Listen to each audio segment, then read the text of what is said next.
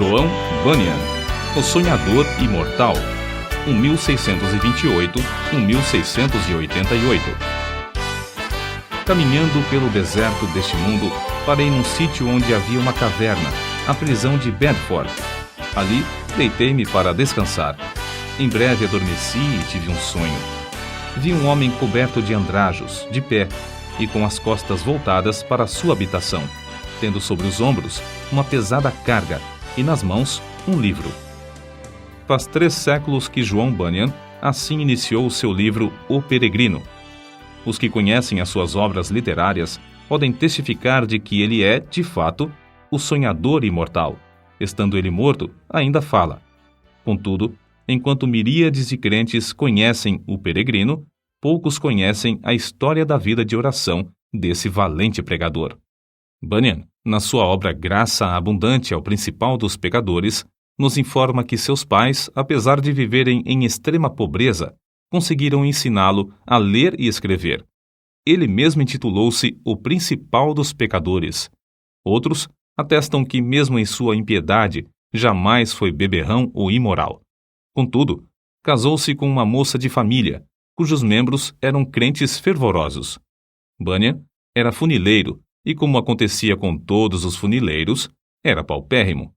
Ele não possuía nenhum prato nem uma colher, apenas 2 livros: O Caminho do Homem Simples para os Céus e A Prática da Piedade, obras que seu pai, ao falecer, lhe deixara. Apesar de Bunyan achar algumas coisas que lhe interessavam nesses 2 livros, somente nos cultos é que se sentiu convicto de estar no caminho para o inferno.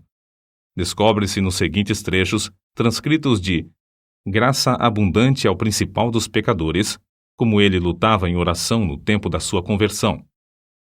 Veio-me às mãos uma obra dos Hunters, livro estimado por alguns doutores.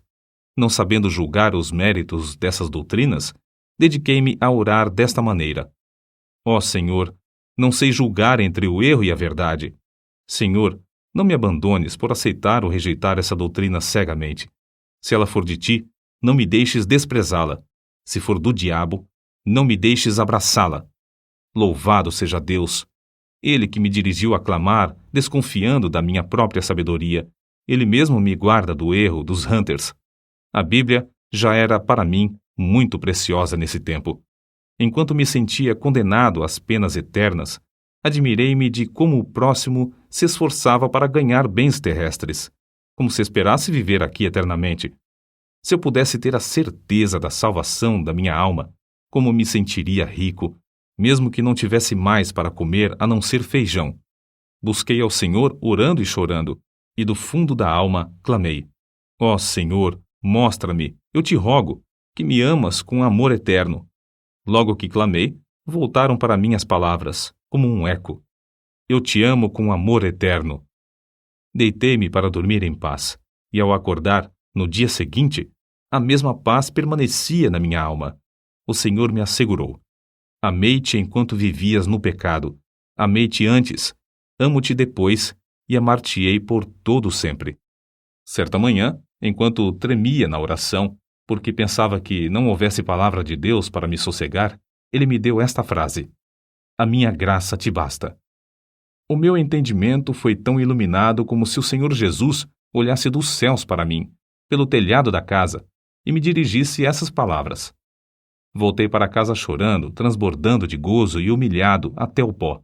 Contudo, certo dia, enquanto andava no campo, a consciência inquieta, de repente essas palavras entraram na minha alma: Tua justiça está nos céus. E parecia que, com os olhos da alma, via Jesus Cristo à destra de Deus, permanecendo ali como minha justiça. Vi, além disso, que não é o meu bom coração que torna a minha justiça melhor, nem que a prejudica, porque a minha justiça é o próprio Cristo, o mesmo ontem, hoje e para sempre. As cadeias, então, caíram-me das pernas. Fiquei livre das angústias. As tentações perderam a força. O horror da severidade de Deus não mais me perturbava, e voltei para casa regozijando-me na graça e no amor de Deus. Não achei na Bíblia a frase: Tua justiça está nos céus, mas achei o qual para nós foi feito por Deus sabedoria e justiça, e santificação e redenção. 1 Coríntios, capítulo 1, versículo 30. E vi que a outra frase era verdade. Enquanto eu assim meditava, o seguinte trecho das Escrituras penetrou no meu espírito com poder. Não pelas obras de justiça que houvéssemos feito, mas segundo a sua misericórdia nos salvou. Assim, fui levantado para as alturas, e me achei nos braços da graça e misericórdia. Antes temia a morte, mas depois clamei: quero morrer. A morte tornou-se para mim uma coisa desejável. Não se vive verdadeiramente antes de passar para outra vida. Oh, pensava eu, esta vida é apenas um sonho em comparação à outra. Foi nessa ocasião que as palavras herdeiros de Deus se tornaram tão cheias de sentido que eu não tenho como explicá-las aqui nesse mundo. Herdeiros de Deus. O próprio Deus é a porção dos santos.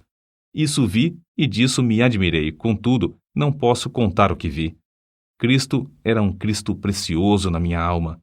Era o meu gozo, a paz e o triunfo por Cristo eram tão grandes que tive dificuldade em conter-me e ficar deitado. Bunyan, ainda que lutando para sair da escravidão do vício do pecado, não fechava a alma aos perdidos, que ignoravam os horrores do inferno.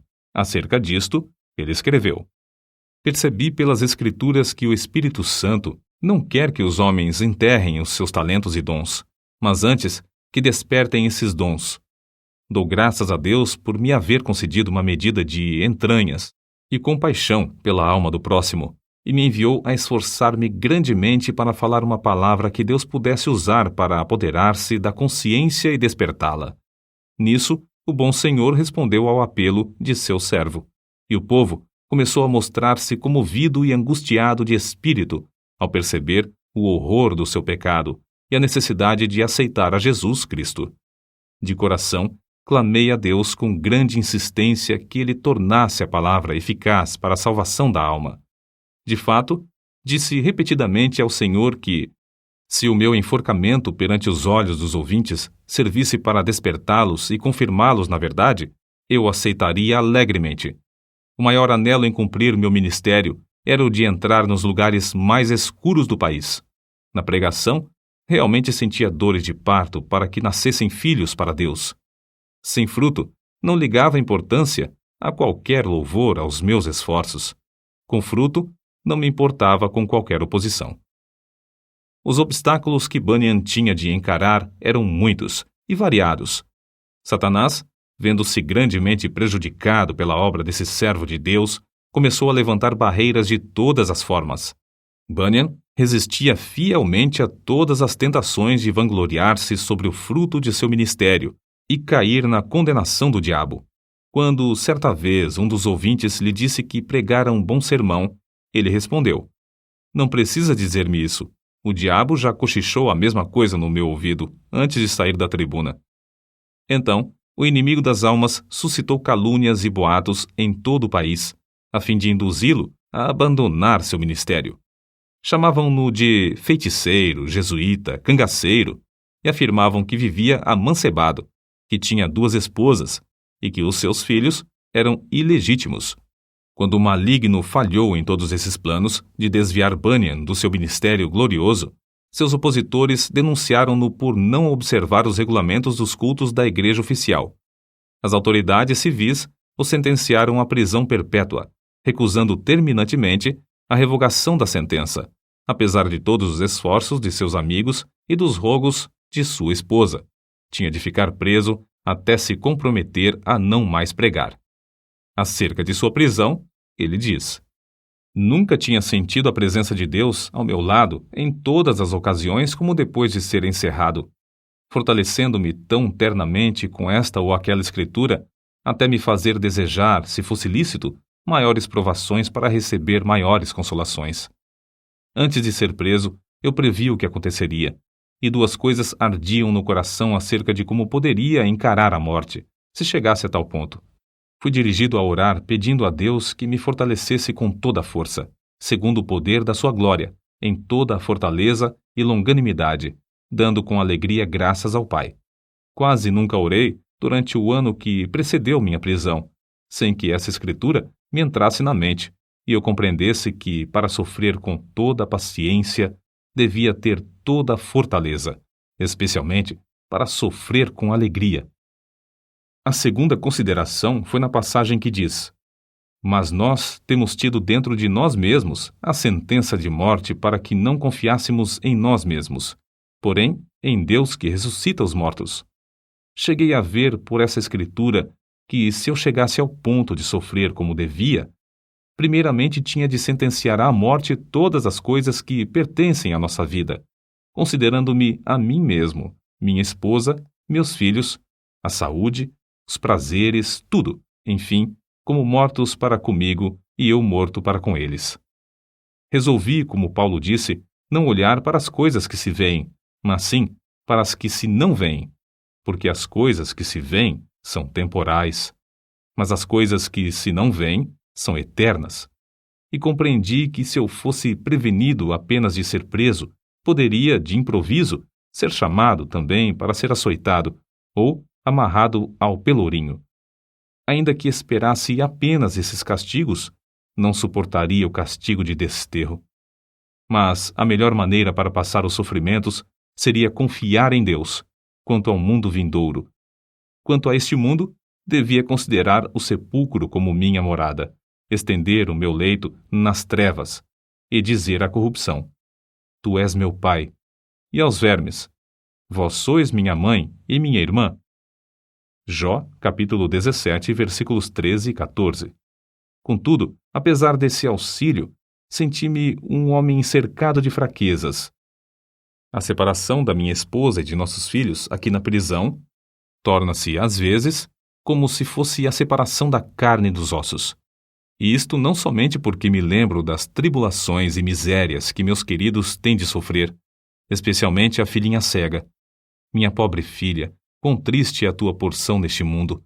Serás maltratada, pedirás esmolas, passarás fome, frio, nudez e outras calamidades. Oh, os sofrimentos da minha ceguinha quebrar-me-iam o coração aos pedaços. Eu meditava muito também sobre o horror ao inferno dos que temiam a cruz, a ponto de se recusarem a glorificar a Cristo, suas palavras e leis perante os filhos dos homens. Além do mais, pensava sobre a glória que ele preparara para os que, em amor, fé e paciência, testificavam dele. A lembrança destas coisas servia para diminuir a mágoa que sentia ao lembrar-me de que eu e meus queridos sofríamos pelo testemunho de Cristo. Nem todos os horrores da prisão abalaram o espírito de João Bunyan.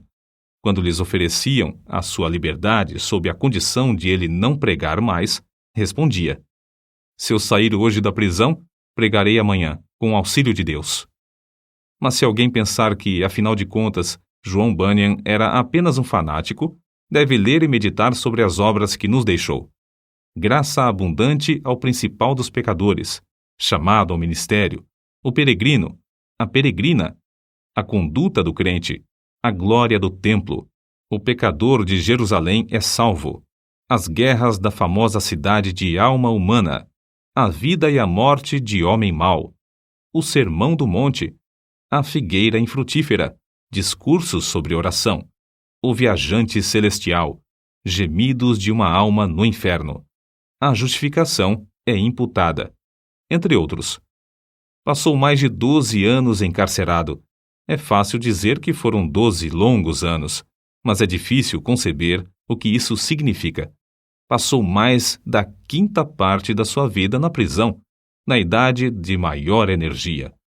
Foi um quacre, chamado Whitehead, que conseguiu a sua libertação. Depois de liberto, pregou em Bedford, Londres, e muitas outras cidades. Era tão popular que foi alcunhado de Bispo Bunyan. Continuou seu ministério fielmente até a idade de 60 anos, quando foi atacado de febre e faleceu. O seu túmulo é visitado por dezenas de milhares de pessoas. O orador, o escritor, o pregador, o professor da escola dominical e o pai de família, cada um conforme o seu ofício, podem lucrar grandemente com o estudo do estilo e méritos de seus escritos, apesar de ele ter sido apenas um humilde funileiro sem instrução. Mas como se pode explicar o maravilhoso sucesso de Bunyan? Como pode um iletrado, pregar como ele pregava e escrever num estilo capaz de interessar à criança e ao adulto, ao pobre e ao rico, ao douto e ao indouto. A única explicação do seu êxito é que ele era um homem em constante comunhão com Deus. Apesar de seu corpo estar preso no cárcere, a sua alma estava liberta, porque foi ali, numa cela, que John Bunyan teve as visões descritas nos seus livros. Visões muito mais reais do que os seus perseguidores e as paredes que o cercavam. Depois de desaparecerem os perseguidores da terra e as paredes virarem pó, o que Bunyan escreveu continua a iluminar e alegrar todas as terras e gerações. O que vamos citar mostra como Bunyan lutava com Deus em oração. Há na oração o ato de desvelar a própria pessoa, de abrir o coração perante Deus, de derramar afetuosamente a alma em pedidos, suspiros e gemidos. Senhor, disse Davi, diante de ti está todo o meu desejo, e o meu gemido não te é oculto. Salmo capítulo 38, versículo 9. E outra vez, a minha alma tem sede de Deus, do Deus vivo. Quando entrarei e me apresentarei ante a face de Deus? Quando me lembro disto, dentro de mim, derramo a minha alma. Salmos, capítulo 42, versículos 2 ao 4. Note, derramo a minha alma. É um termo demonstrativo de que, em oração, sai a própria vida e toda a força para Deus.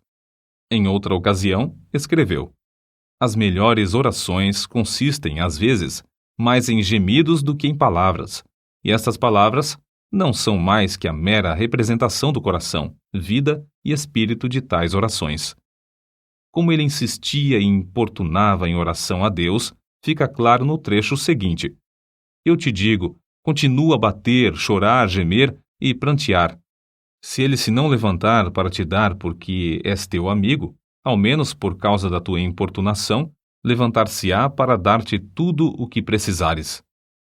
Sem contestação, o grande fenômeno da vida de John Bunyan consistia no seu conhecimento íntimo das Escrituras, as quais amava, e na perseverança em oração ao Deus que adorava.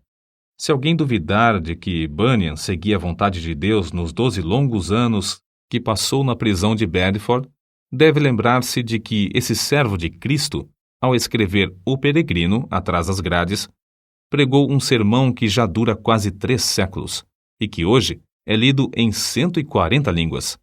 É o livro de maior circulação depois da Bíblia. Sem tal dedicação, não seria possível conseguir o incalculável fruto eterno desse sermão pregado por um funileiro cheio da graça de Deus.